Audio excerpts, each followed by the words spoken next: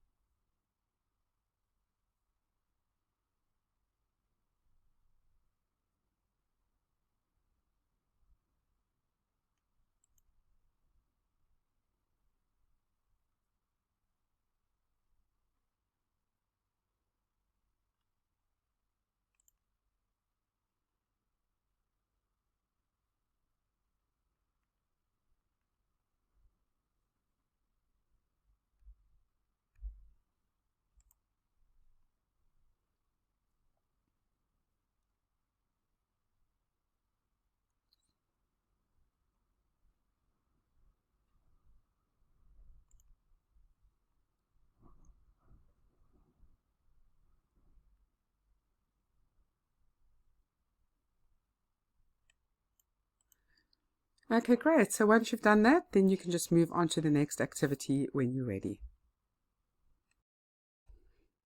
Right, so the next activity is about emotions and smells or aromas. Now, this one's quite interesting, although they're all quite interesting, but the thing about smell and your nose, it's one of the strongest senses that you have, and it's one of the most difficult to correct. So what I mean by that is, we have a lot of different modalities that we use to help people with their healing, especially if they've had an emotional trauma. And the smell sense is one of the strongest and most difficult to change the trauma that is triggered by smells. So let me explain. So what I want you to do in this activity is to just become very, very aware of what you smell and how you feel. Okay, so what I want you to do to get started with understanding how smells and aromas affect your body is that I want you to go into your kitchen cupboard and find some general products that you use, things like cocoa, or any kind of chocolate, coffee, cinnamon. Start there and then go into your bedroom, and if you do have a partner, smell their aftershave or their perfume.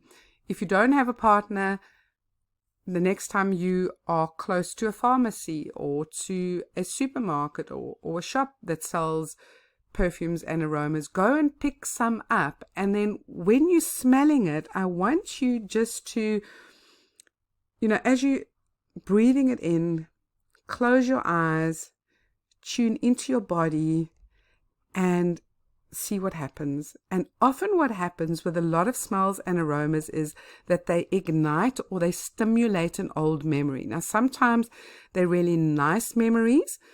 And then as you have that memory, you will then start feeling a certain way. Other smells will trigger trauma or sad memories. Some of them will be happy. It just depends on what happened the last time you smelled that, or how that smell was associated to a memory or a person. So let me give you an example, for instance. So my grandma used to love making a leg of lamb for lunch. Whenever you went to her house, there was a roast, and she would make this roast, and then whatever was left over, she'd put it in the pantry, and she'd have one of those old net coverings on it. So when you walked into a house, you would immediately smell it. But whenever I went somewhere else, or if I cooked that at home, I'd go, oh my goodness, that reminds me of grandma's house. Now, the same thing as cinnamon. My mom used to love making pancakes with cinnamon sugar, where she'd sprinkle cinnamon sugar on it. So cinnamon, the minute I smell cinnamon, I'm taken back immediately to that memory of sitting in my mom's kitchen, watching her make pancakes.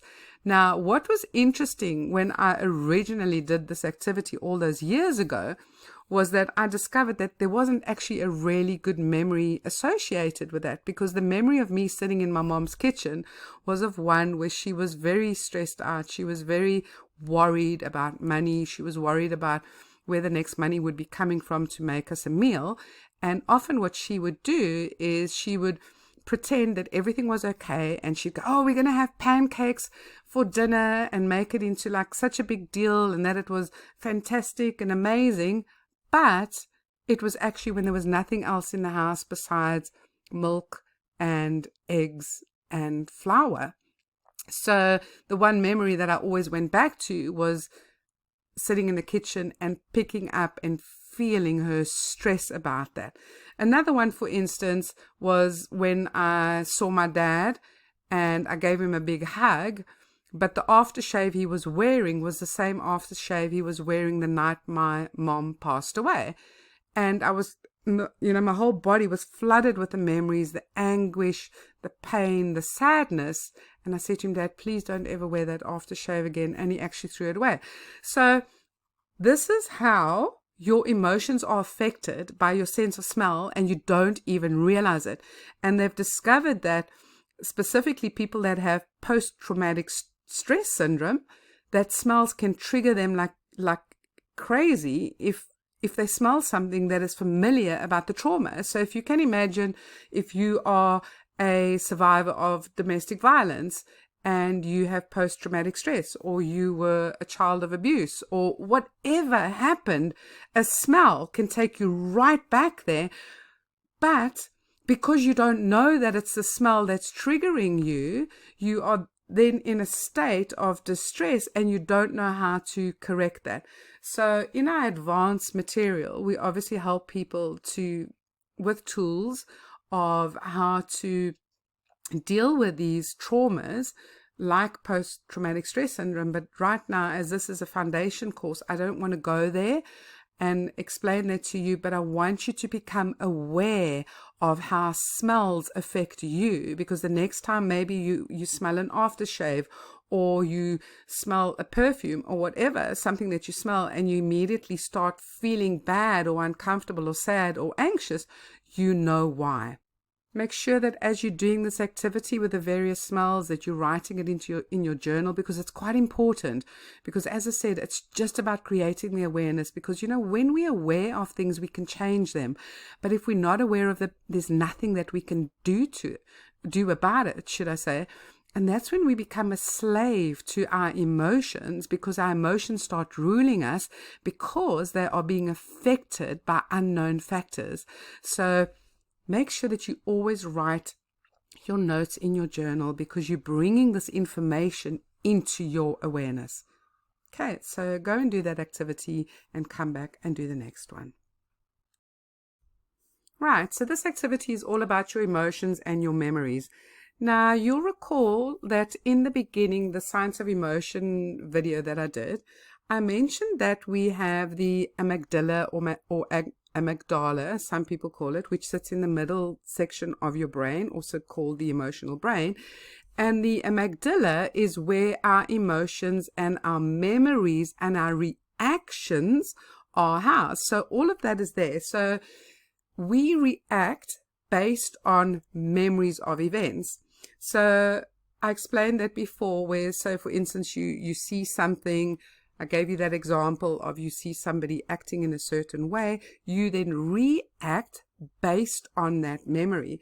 So this is one for you to tune into, once again, how you feel, what happens in your body, and how that is attached to your memories. So what I suggest you do, if you've got some photo albums, I think some people still have some photo albums, especially people in my age bracket. If you don't and you keep your photos on your phone, that's okay. But I want you to, or even a box of old photos. I've got a box that's full of photos that I haven't put into albums. And I know that a lot of people in my age group probably have this. So wherever you keep your photos, I want you to go and sit down, take some time, make yourself a nice cup of coffee, pour yourself a glass of wine, whatever your fancy is and whatever the time of day is. And then I want you to start going through some photos, and make sure that you go through some old photos. So if you've got photos from when you were a child, your family photos, photos of friends, photos from school, because memories and how we react based on those memories are often based on the past, and more than likely it's from your childhood. So make sure that you find photos from your childhood, and then just sit down for 30 minutes or half an hour, it's entirely up to you, and start going through those photos and just look at them and tune in to how you feel in your body. And then I want you to make a note in your journal, make sure that you write that down. And you don't have to do this for too long, because sometimes if it gets really uncomfortable, if you didn't have a great childhood and a lot of memories are coming up for you, make notes of them, write them down, write what you are feeling, be specific about what you're feeling, consult your feeling literacy or your feeling word list. And then once you're done with this activity, make sure that if everything was bad memories, that you don't go down that rabbit hole of getting too caught up in those memories, because this can happen. It takes us back to the past, and then before we know it, we're spiraling down. And I don't want you to do that if your memories bring up lots of bad memories and bad emotions, or uncomfortable emotions, should I say, because as I've said before, there's no bad emotions, but there's uncomfortable emotions. So set a timer. Say to yourself, right, I'm going to do this for 30 minutes or an hour, whatever makes you feel comfortable. And then once you have done that, I want you to get up and go and do something completely different. Go and watch something on TV, put some music on, start cooking, but just anything that is going to take you out of that state of being stuck in those memories. Okay, so that's your instruction for this one. Write it down in your journal, as I say. Make sure you have a timer. Make sure you get out of that. Another way that I just wanted to suggest as well, which is a really good way to shift your emotions, is to dance. So put on a really fun, happy song, something that makes you feel good. Put on the happy song. Dance around, dance it out, and then get on to either the next activity or whatever it is you're going to do after that. Okay, I'll see you in the next one. Okay, so this activity is about your emotions and movies. Now, I'm sure if you're quite an empathetic person, that you don't find this very hard to tune into the emotions of what's going on in a movie. So for this activity, I want you to pick a movie that you know, maybe you've watched it before, that's emotive. And what you're going to do is sit with your journal and obviously just take note of what you are feeling while watching the movie. Now, this one can also be quite a trigger for some people. I know that my emotions are triggered a lot with whatever's going on in a movie or a TV series. I don't watch certain series because of what's happened in my past. I find that it just triggers me too much. But the more I've healed from it, and I have healed from most things, I have to say, that I can now watch movies as an observer instead of getting caught up in it. But I'll give you an example. For instance, I was watching something the other day, and it was on a program in the UK called Silent Witness, and there was a woman who had been forced into marriage, and the police wouldn't help her when she was abused by her husband, and she kept going back and back to the police, and they just didn't do anything, and eventually she was found murdered. But you know that movie or that series, that episode triggered me so badly that I spiraled for about 2 weeks, because it took me right back to the stage in my life where my husband was physically violent with me. And I was still living in South Africa, and I went to the police and they said to me they can't help me because there wasn't an act or a law had not been passed yet to protect women of domestic violence. It was just a case of, they said, I'm really sorry, there's nothing we can do about it. Your husband has to first half kill you before we can intervene, because this is seen as a domestic affair. And I felt myself getting upset while I was watching it, but the next thing, I was back in the fear. I was back in the feeling of powerlessness. I was back in the feeling of hopelessness. And I just kept spiraling down and down and down. And I was stuck in a really dark place for 2 weeks, and then I had to claw my way back out of it. So even though I've been specializing in emotional intelligence for 17 years, I'm still a human being at the end of the day. So please understand that you can still get stuck in an emotion or a memory or a trigger, and which will take you down that rabbit hole, as I said. So be aware of it. And what you can do when that starts happening is that you've got to reach out. If you can't get back out of that hole, then it's important for you to know that you have a coach, that you have a counselor, a therapist, a friend, anybody that you can talk to about that. Somebody who would be that sounding board for you to just help you to get back out of that. And I eventually reached out, I think it was to my brother, because I really got stuck down in there. So I want you to be aware of this once again. You don't have to pick something that may be too emotive, especially if you've had a very traumatic childhood. Rather pick something like an animation, or something that you just know is going to make you feel emotional. And as you're watching it as well, I want you to pay attention to the people in the movie. So for instance, look at their facial expressions, look at their body language, look at or listen to the music in the background. So become aware of the entire scene of what is happening, because you must remember, movie makers know this. Otherwise they wouldn't make movies, because everything about movies is to be emotive. They know it's going to resonate with somebody. They know it's going to trigger your emotions. But being emotionally intelligent is connecting those dots and realizing that when you do get stuck down in a spiral, or your emotional state has changed, or you're starting to have dark thoughts, that you can then go, okay, when did that start? Oh, it started when I watched this episode of Silent Witness. Okay, so what is underneath that I have not healed from, or that I need to change, or need to forgive, Or what do I need to do that is going to stop me from being triggered like that in the past? So it gives you the information of what you need to do so that doesn't happen in the future. So I hope that's making sense.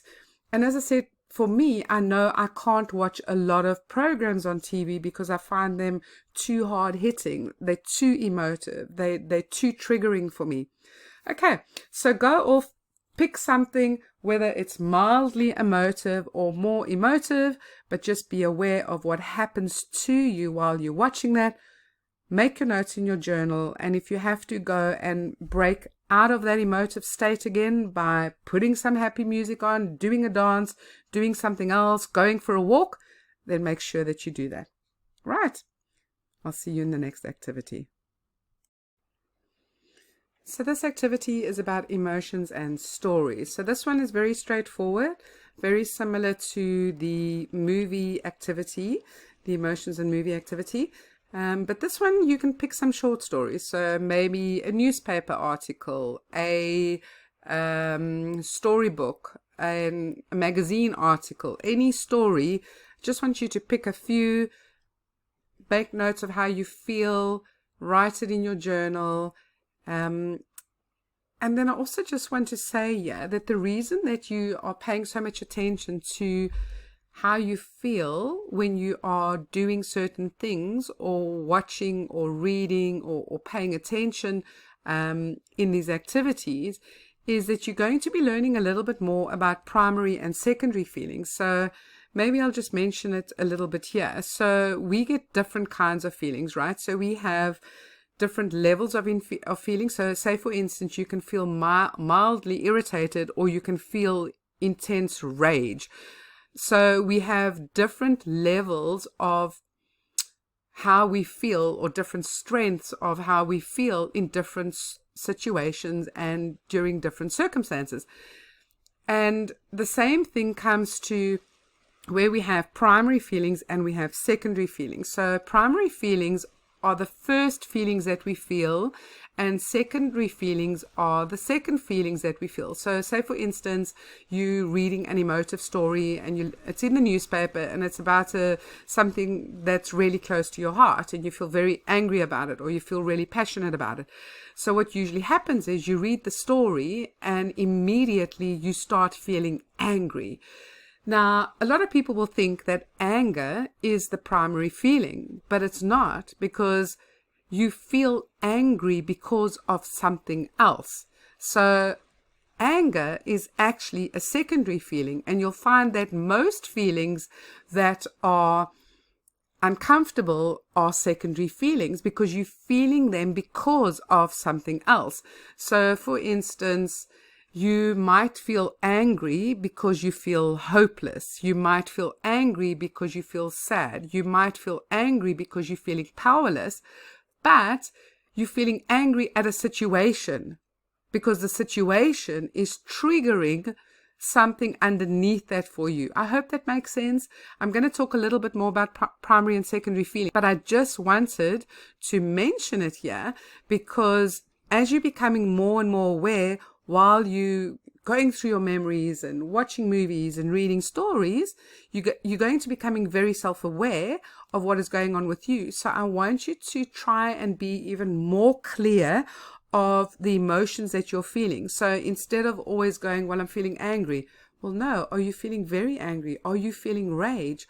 Are you feeling slight dis-ease? Are you feeling slight irritation? Or are you feeling frustrated? Or are you feeling...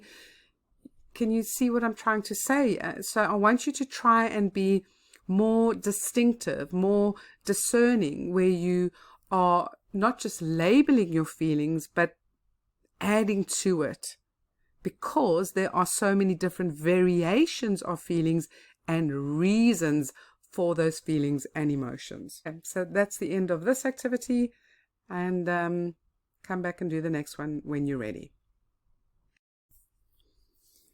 So this is an activity that I want you to do just on a day-to-day basis as you're going through your day. You know, sometimes we wake up in bad moods or we feeling miserable or down in the dumps. So you can become aware of this when you're brushing your teeth, when you're getting dressed, when you have a shower, whatever. It's just about being self-aware. So when you start becoming more aware of how you feel, and obviously when you're going to be helping children to become more aware of how they feel, a lot can be figured out, or should I say, you can find out a lot about a person and what's going on in their life and what is upsetting them and creating their anxiety if you start paying attention to their day-to-day living and their daily tasks. So just to give you another little example of my own family, my husband on a Sunday night starts getting a knot in his stomach. He cannot stand Sunday nights because he's already thinking about going to work on Monday. Now, after chatting to him about it and saying, what is this about? And he said, oh, it just feels like I'm going to school again. And so it's that same angst, that same anxiety and nervousness that he felt because he obviously didn't like school. Something happened at school. He would be feeling very anxious about the next day.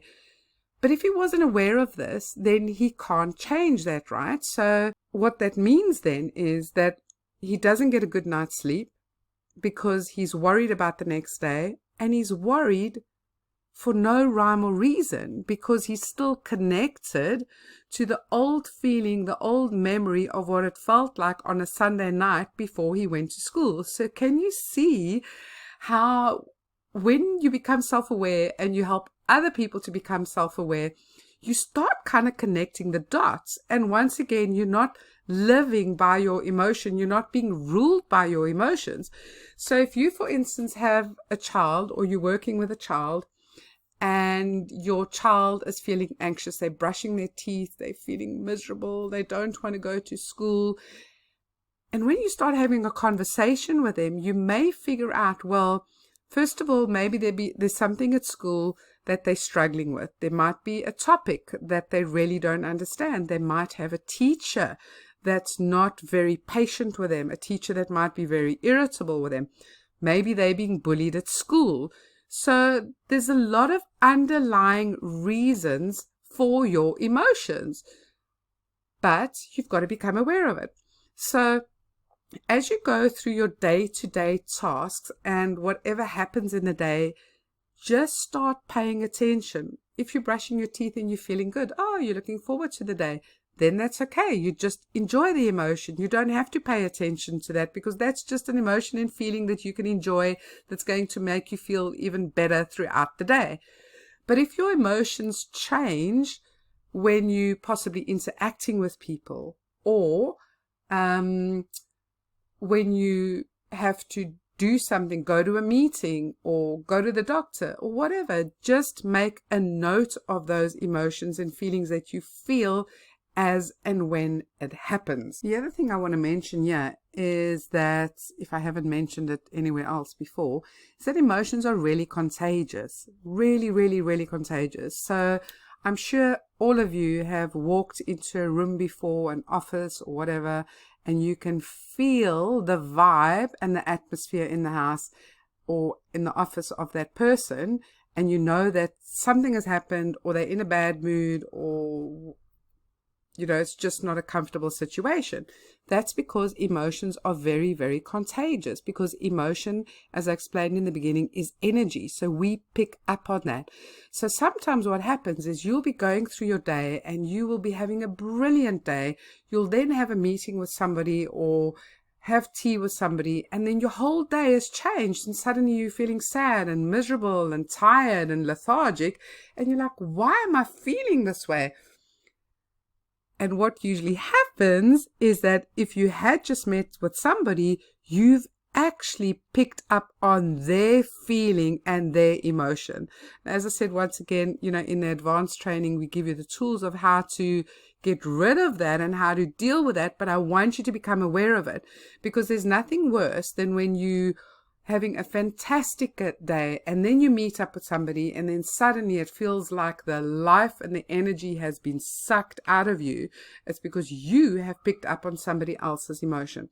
Okay, so emotions are very, very revealing. They tell you a lot about a person. They tell you a lot about your actual daily tasks. what is going on. Even something else here that I want to mention, a lot of children, for instance, are very sensory. So when they're brushing their teeth, they might absolutely detest it. What is it about brushing teeth that they don't like? And it could very well be that it actually hurts their gums, it hurts their teeth, because they are very sensitive and they're very sensory type of children. So which means that they feel more on a deeper level. We do have a module on sensory issues and children and adults who are more sensitive to sensory stimulation. So I'm not going to go into it here, but what I'm saying is that, if a child kicks up a huge fuss and doesn't want to brush their teeth, it might be that there's a sensory issue. It's not about them not wanting to do as they're told or not wanting to comply, or, they're not being naughty. Children aren't just, I hate that word naughty, by the way, because people get labeled for behaving in a way that is not acceptable to somebody, and then they get told they're naughty. But there's a lot of things underneath that. So this is just to help you to become more aware, obviously, and then to help other people become more aware, and to show you how much information is within emotion. I can't stress it enough. Emotion is so intelligent, and that's why I always say that it's a language, and when you understand that language, it's going to reveal so much to you of how you can help other people and how you can help yourself. Okay, so once you've done that, come back to the next activity. Now, there's some of you that are going to love this exercise, and there's some of you that are going to not like this at all.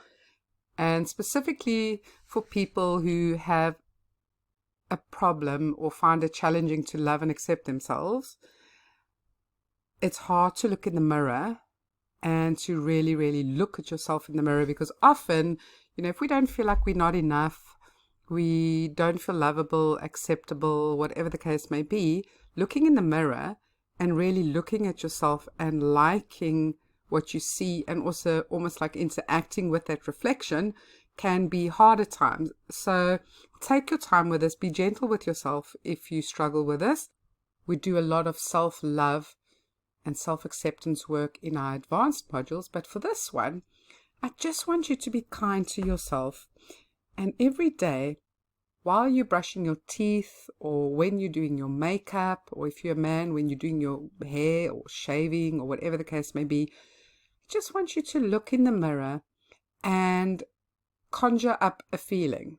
If you're not feeling anything right then, I want you to have a thought of something that makes you feel happy. And then look at your face. I want you to look at your face. Look at your expression.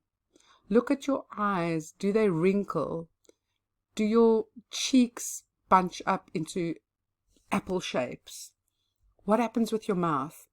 I just want you to start recognizing your facial expression with different feelings, because communication is so much more than language.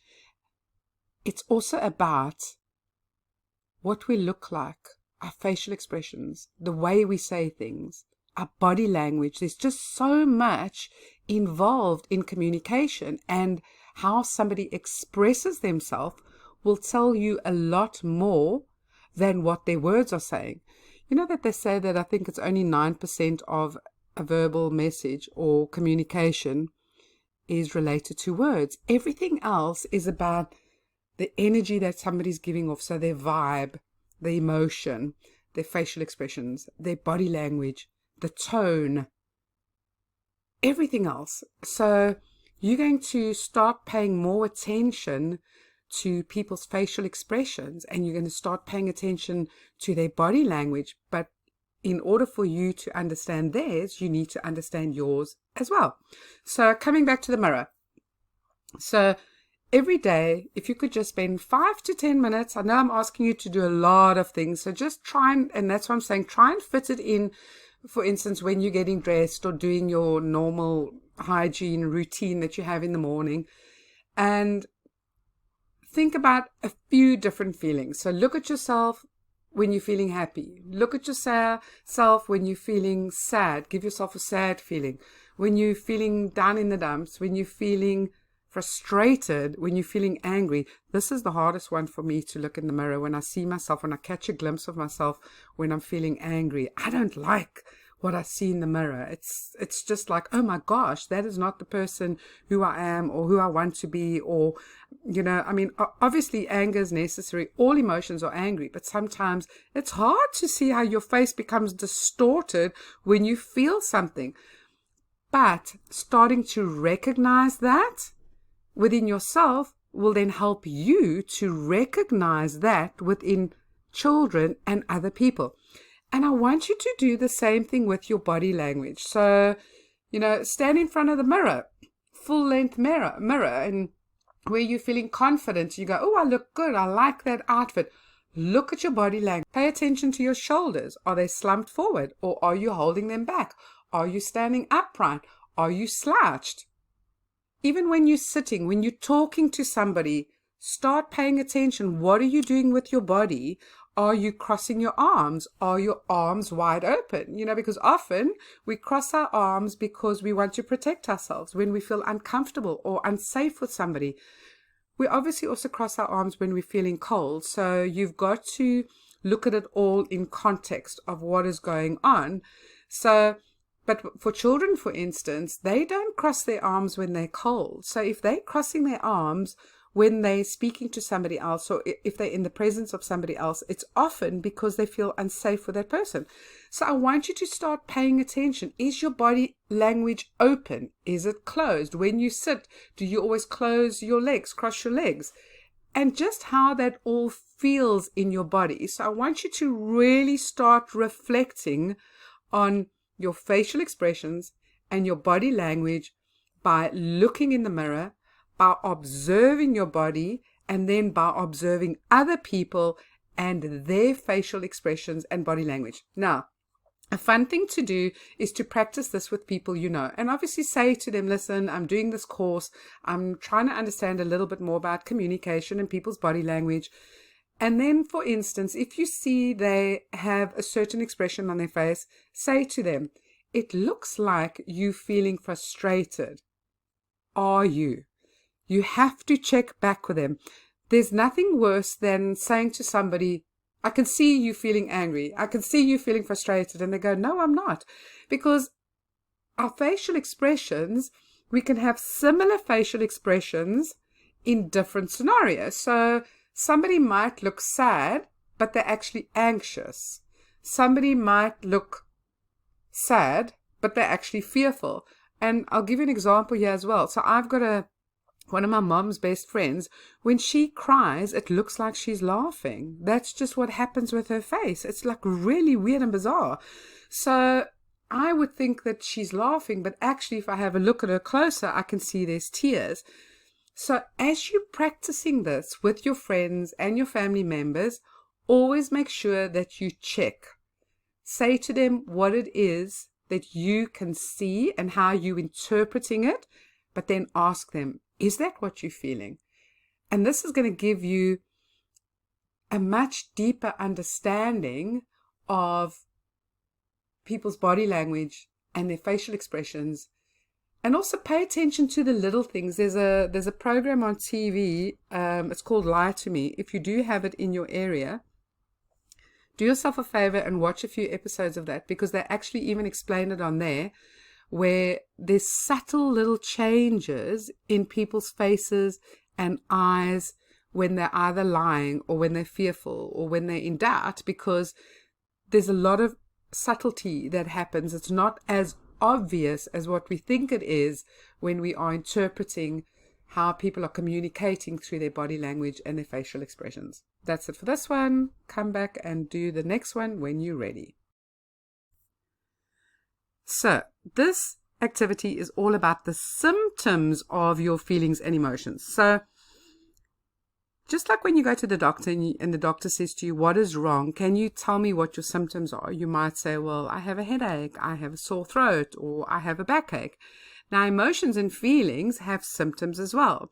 And by now you know that I talk about emotions and feelings as the same thing. You do know there's a subtle difference, but it's important to, or should I say it's irrelevant if you refer to it as feelings and emotions, because they are kind of the same thing. As you know, the one is what you feel in your body, and the emotion is the energy of that. So they're so they're completely and totally interlinked. Okay, so for instance, there's a chemical reaction that happens in your body when you are feeling a very strong feeling. Say, for instance, you're feeling really angry. Your hands might start shaking. You might start breathing very shallowy. So it's not like a deep breathing, it's more shallow. Your heart might start beating really faster and pounding. Or maybe when you're scared, you'll find that your muscles contract, and specifically your calf muscles contract. So I want to explain to you what actually happens in your body when you have a different emotion or feeling. So the one that I just said about fear, now when your brain says to you, you are in danger, you need to get out of here, and it gives you that feeling of fear, the chemical reaction in your body is then that your brain pumps out various chemicals. So it might pump out cortisol or adrenaline, because it's telling you, it's getting your body ready to react and run away or to fight. So that's where that whole fight or flight syndrome comes from. So as that chemical reaction happens, your thigh muscles, or your calf muscles, should I say, your calf muscles contract, and because they are going to help you to get away really quickly. But also what happens is that your brain sends your oxygen and your blood to the parts of your body that needs it more. So that's why when your muscles contract, the blood suddenly goes to your muscles, in your calf muscles, but then it might affect different areas of your body. And that's why your heart starts beating faster and your hands start shaking, because suddenly you have adrenaline flooding through your body. So you can see there's this massive physical reaction that happens. Now, that's what I mean by symptoms, because it's very much the same thing. If you're not feeling well, you might feel shaky. You might feel your neck is stiff, because there's a chemical reaction going on in your body. So whether it's a virus that's creating the threat, or there's something that's invaded your body, but emotions and feelings kind of do the same sort of thing in your body. You have all these weird symptoms. Now, what makes this difficult for human beings is that, when we're children, we are taught how to react to different things by our caretakers and our caregivers. So say, for instance, you see a spider. You see a spider and you're intrigued by the little spider, and your mom suddenly comes rushing up, or your dad, and goes, stop, that's going to hurt you. So then you get a fright, and then your body starts getting used to that way of reacting to the spider. So you grow up with a fear of spiders, when most spiders actually aren't fearful. You don't have to be scared of them. But the memory of you interacting with that spider and your parents' overreaction creates not just that memory in your mind, but in your body as well. So your body reacts in the same way. And often we feel fearful in situations where we don't have to feel fearful in. So we kind of walk around being scared of a lot of things, like almost like that example I gave you with my husband as well, where he's scared of going to work the next day, but actually that was a fear that was transferred because of a Sunday night, and being scared of going to school. It's been transferred to every single Sunday night after that, except for when we're on holiday. And of course, now that he's aware of it, that has stopped. But can you see how our body responds and has these weird kind of symptoms that happen? And sometimes it's completely irrelevant. So we've got to teach our body, and we've got to disconnect from those responses, because otherwise they're going to continuously affect our bodies. So I'll explain to you a little bit as well what happened to me as far as my health was concerned. Is I used to have chronic fatigue syndrome, and then I had fibromyalgia. Now, fibromyalgia is something that affects all your muscles, and they contract all the time, and it gives you a terrible terrible fatigue. It's very painful because your muscles don't relax. They're always in a state of contraction. And I remember when I was sent to a fibromyalgia specialist, and he said to me, in his experience and all his studies and all his years of treating fibromyalgia patients, that fibromyalgia is created by unresolved emotional issues. And I remember at the time being quite annoyed with him because I wasn't really into this work yet, and I hadn't studied emotional intelligence and the mind and all of that. But my diagnosis was one of the reasons why I've gone into this field even further. Because when he said to me that your body is ill because of unresolved emotional issues, I said to him, well, you don't know anything about my past, so how can you make a statement like that? So he said to me, well, tell me about your past. And obviously, I then spoke to him and told him about the abusive relationships that I'd been in. I'd been bullied as a child and all the other drama that had happened. But he never told me how to fix it. Never ever told me what I can do about it. So all he said is that in his experience, the body becomes ill when you have unresolved emotional issues. And I then got into contact with somebody else who was the longest surviving person who had HIV, but it never turned into AIDS. So he had the virus, but the virus never progressed. So I wrote to this guy, his name was David, and I said to him, I haven't been well. These are the symptoms of my body. I didn't tell him about the diagnosis. I didn't tell him what the specialist said to me. And he came back and he said to me, the body never lies. Your symptoms tell me that you have unresolved emotional issues. So this was very intriguing to me, that two completely unrelated people who didn't know about each other, hadn't met each other, but both of them had said the same thing to me. And that's when I then went on to discover more about how, the mind-body connection. But what was amazing to me was that the guy, David, who told me about the second guy, he sent me his manuscript, and his whole book was on a subject called PNI, which is psychoneuroimmunology, which is about how your psychological state affects your body. I then went on to study PNI, and it was there where I learned how to resolve my emotional issues from my past trauma, and thereby heal my body. So the other thing about symptoms is that a lot of people don't realize that, sometimes you get like a stiff neck, and instead of going, why do I have such a stiff neck? Why do I have this pain, in the back of my shoulders and my neck? They kind of just go and take a paracetamol, but don't realize that it's a situation that's causing the stress. There's something in their lives that's very stressful. And if you remove or eradicate or deal with the stress, that your neck pain or shoulder pain will disappear. Okay, so I'm going to show you a little activity that I want you to do with this. So if you look beneath this video, you'll see that there's a form like this, or a sheet, a WordPress document that you can print out. And what I want you to do is to think about when you feel angry, and tune in to, you can almost like just recreate a little bit of anger in your body, or feel a bit of anger. So think about a scenario where you felt angry, and then think about what happens in your body. And then what you do is you write the number next to each of these symptoms, and then do it for each and every one of them. Now, what is really interesting is that you will find so many of these symptoms over here will cross over for each of these emotions.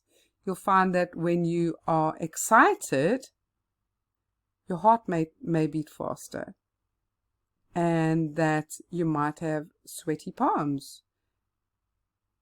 But you'd also have the same symptom for anger. I'm not saying that for everybody, because we're all different, but what I'm saying is you're going to find that you're going to have a lot of the same symptoms for different emotions. So just to reiterate, so what you're going to do is you're going to write the number of the emotion next to the symptom. So this one, you might then have number 1, and you might have number 7, and possibly even number 4. So it doesn't matter how many numbers are next to the symptoms, it's just to show you that the body often reacts in a similar way with similar symptoms to different emotions. Okay, so go and do that activity. Come back to the next one when you're ready.